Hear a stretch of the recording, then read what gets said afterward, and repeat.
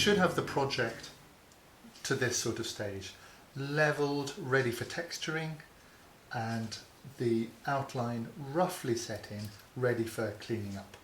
And it's the cleaning up, the setting in, that we're going to do now. We're going to do it in 2 stages.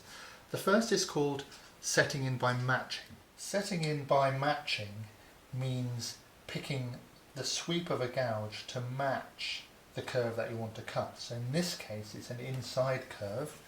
I need to use a mallet because it's quite hard wood, and I work my way around the sweep like so. And that's an inside curve. An outside curve would be the same but the tool upside down. And in each case, for the whole of this outlining, what we need to do is angle the tool out so that it's about 10 degrees or so. So when you've matched the curve, then you can remove the background up to the junction using the same tool as you did before. So, like that. By all means you might need to come back and just nip it off again.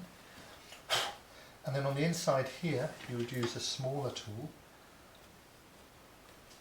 like so, just to clean the background up. So the junctions start to become tidy. So you would work your way around the shapes that you've got, picking the tools to match, for example, and there, that's a big, the tool matches in here, and you'll marry the 2 cuts together. So a straight edge here can be cut with a straight chisel, and then we can merge a cut like that into the next sweep using an appropriate matching gouge. You might need to nibble back a little bit like this, and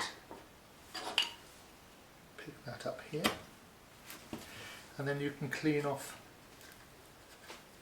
the wood.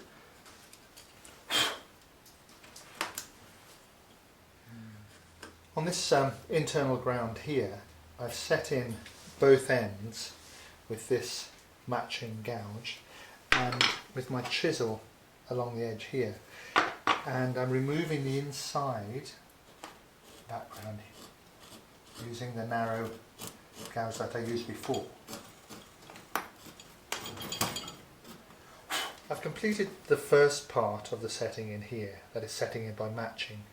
I've chosen tools to match essentially the tighter sweeps, the tighter curves here, here, here, here, and in these parts. Those are the ones where you can match the sweep to the curve. Everything's, if you notice, everything's tilting out at 10 degrees or so. That catches a little bit of light, and that's really quite important in this sort of outline relief carving. So what we're left with now are much longer curves like this, and this involves a slightly different technique, setting in by slicing. So that's what we're going to turn to next.